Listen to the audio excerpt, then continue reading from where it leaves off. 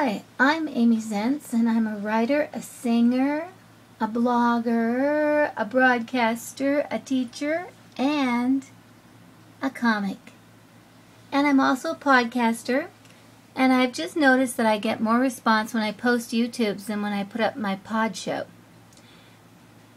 If you go to crazyserial.blogspot.com, you see that right there? Yes.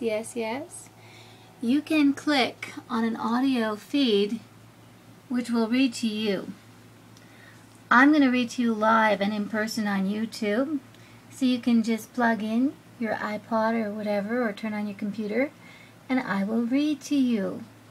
And if you're learning English, this might help.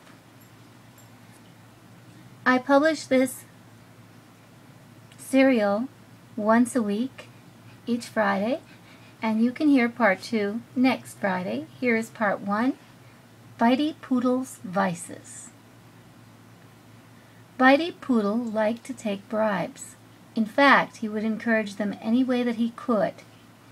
He would walk into a bar room and start looking for trouble. He might embarrass a feline on the path to his perch at the bar. He would try and mount her in public, and the bartender would call him over to offer him a piece of chicken to divert his interest. Bitey didn't mind causing a scene if it gave him a reward. Bitey knew wherever he went, he would arouse either sympathy or jealousy by his good looks. He was adorable to look at. He always made sure he got well groomed on the third Monday of every month.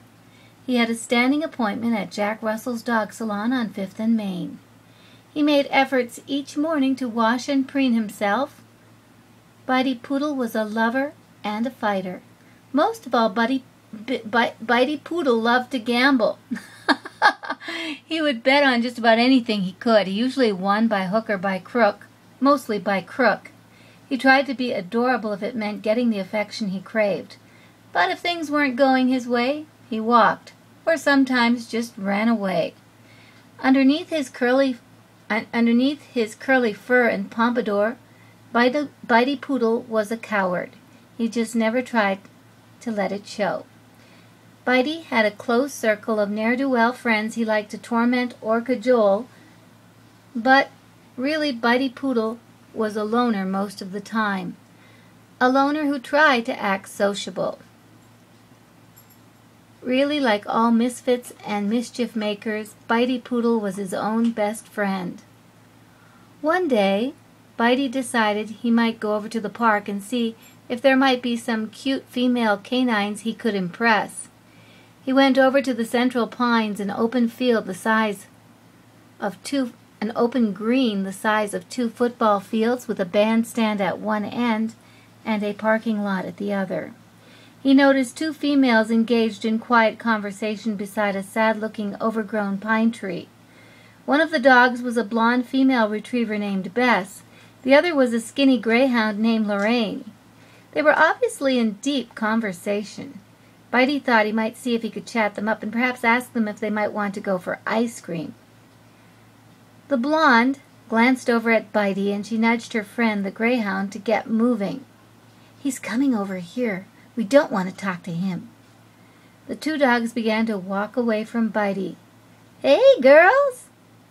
The canine gals ignored Bitey. "You think you could just walk away from me?"